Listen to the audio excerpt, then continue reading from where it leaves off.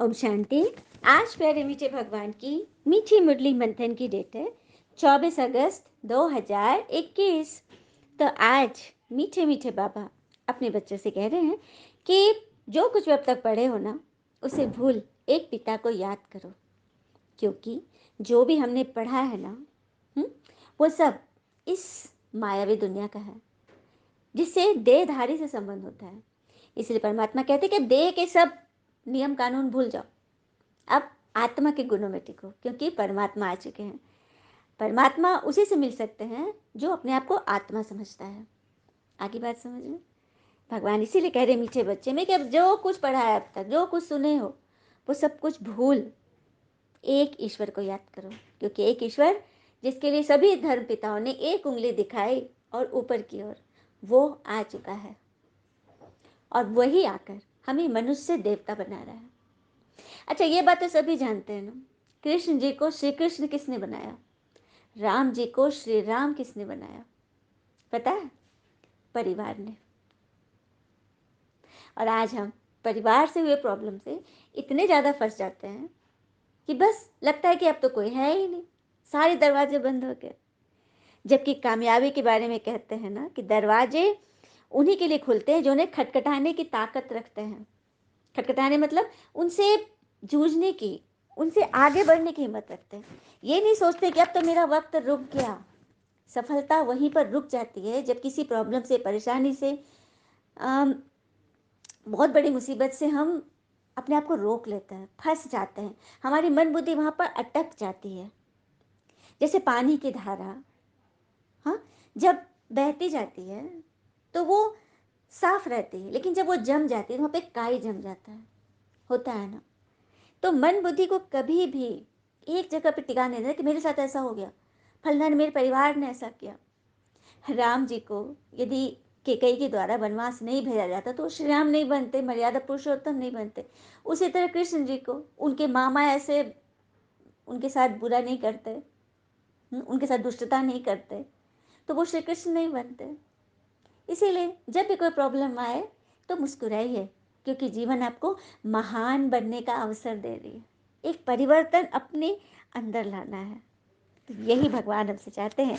इस श्रीमत के द्वारा हमें मनुष्य देवता बना रहे। प्रश्न है, भारत पर सतयुगी स्वराज स्थापन करने के लिए कौन सा बल चाहिए? भगवान आकर हमारे द्वारा सतयुगी स्वर्ग स्थापन कर रहे हैं, तो उसके लिए कोई बल तो चाहिए। तो चलिए बाबा ने क्या जवाब दिया। बाबा कहते हैं, पवित्रता का बल। तुम सर्वशक्तिमान पिता से योग लगाकर पवित्र बनते हो। यह पवित्रता का ही बल है, जिसमें लड़ाई आदि की कोई बात नहीं। ज्ञान व योग बल ही पावन दुनिया का मालिक बना देता है। इसी बल से एक मत की स्थापना हो जाती है।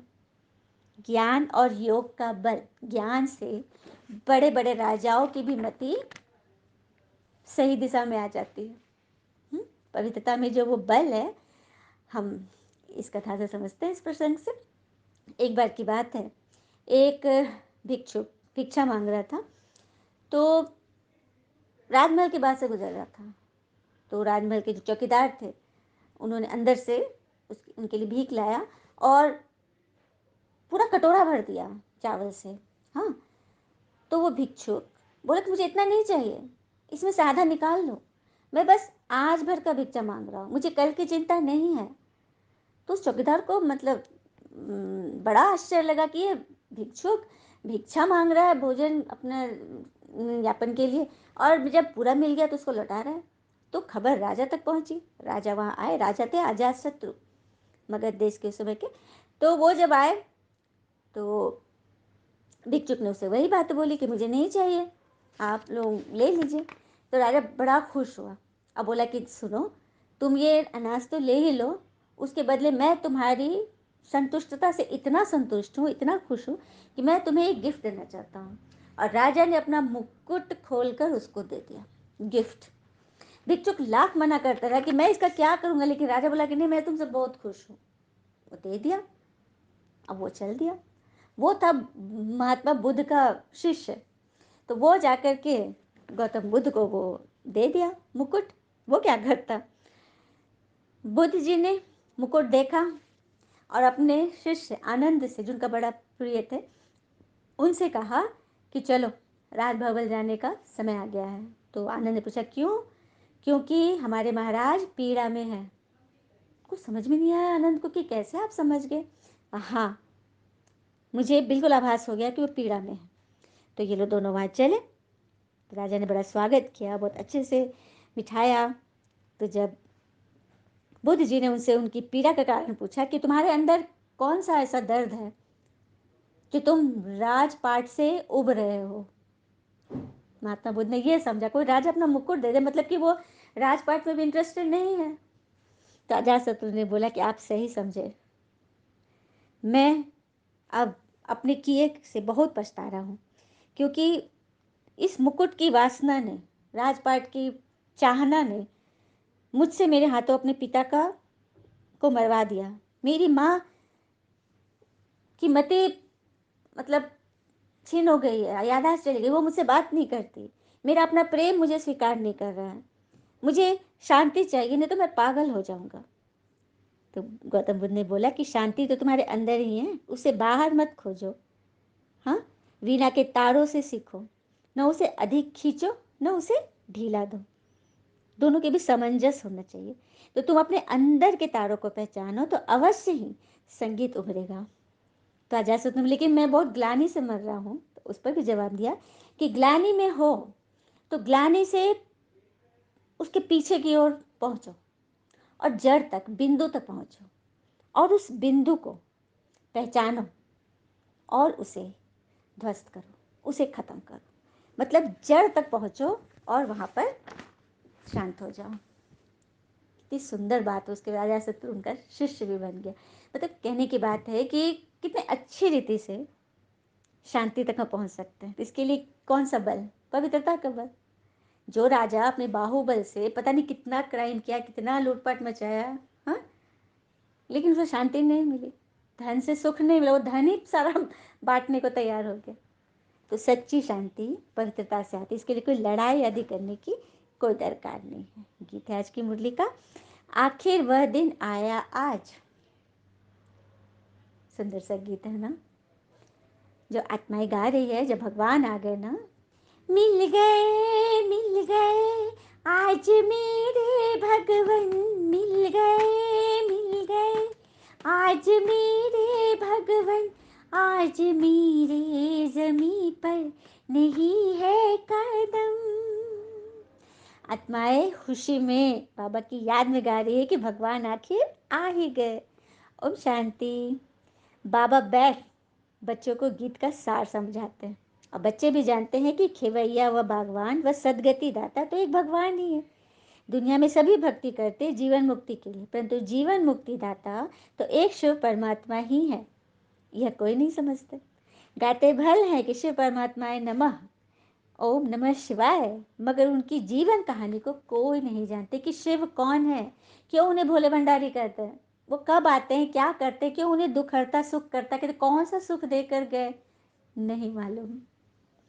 इसलिए भगवान कहते हैं ना कि सर्विस करो, सबको बताओ कि संगम पर ही स्वयं भगवान आकर मनुष्य को देवता अर्थात पुरुषोत्तम बनाते हैं।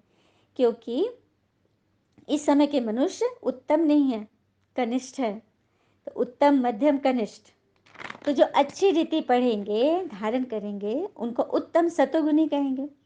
जो थोड़ा सुनेंगे, थोड़ा धारण करेंगे, वो मध्यम रजोगुणी बनेंगे, सेकंड ग्रेड में आएंगे। और जो सब कुछ जानते बूझते भी सुनते ही नहीं, खान पान भी शुद्ध नहीं, तो वो कनिष्ठ तमोगुणी बनेंगे। बाबा ने तो सब क्लियर बता दिया है। अच्छा, मीठे बच्चों प्रति भगवान की नमस्ते, हम बच्चों की भी प्यारे बाबा को नमस्ते। धारणा के लिए मुख्य सार, पहले पॉइंट, संगम युग पर श्रेष्ठ कर्म करके पुरुषोत्तम बनना है।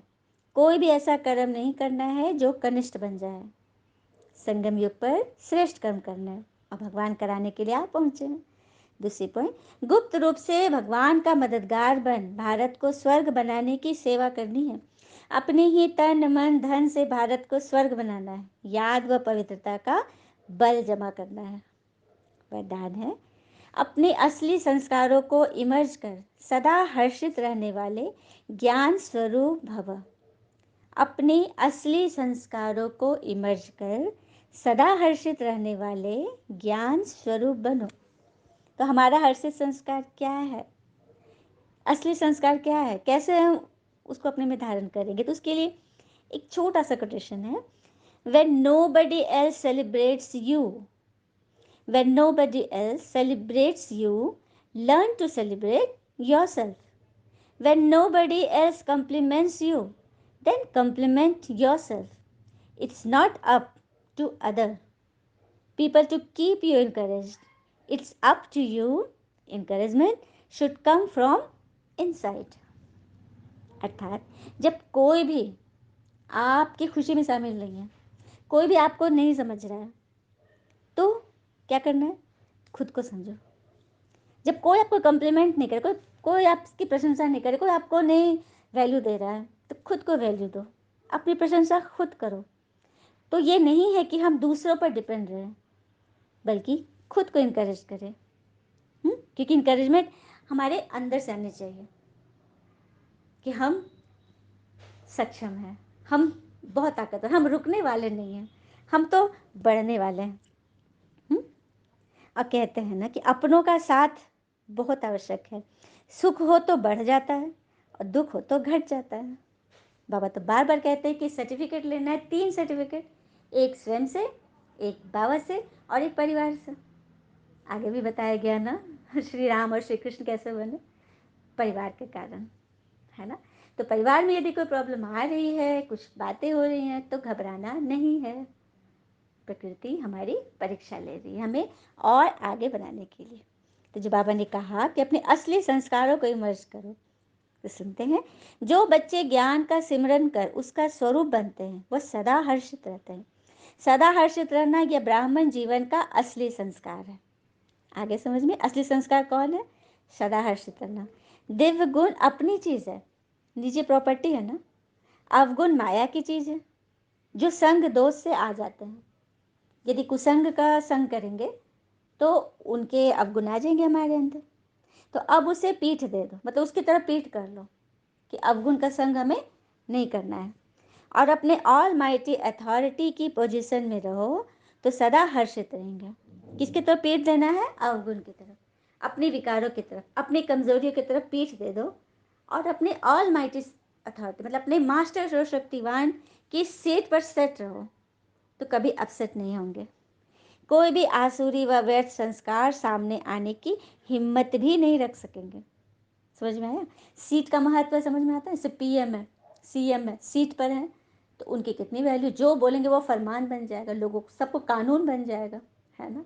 उसी तरह से अपनी आत्मिक सीट पर सेट रहो, तो ये कर्म इंद्रिया, ये शरीर उसे फॉलो करेगी, जो राज दरबारी है।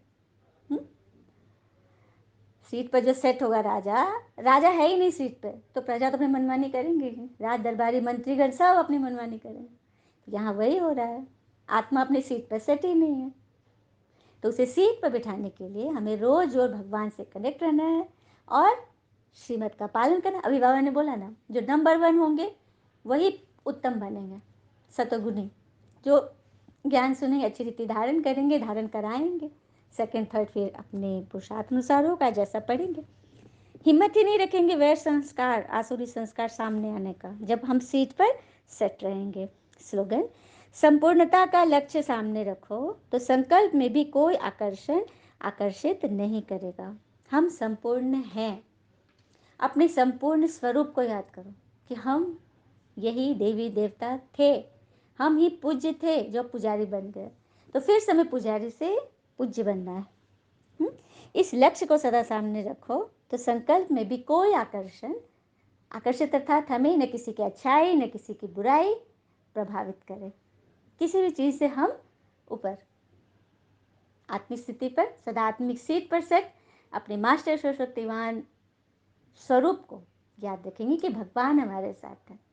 अच्छा, ओम शांति। शुक्र है मीठे बाबा, वो बाबा के प्यारे प्यारे बच्चे। Thank you Baba.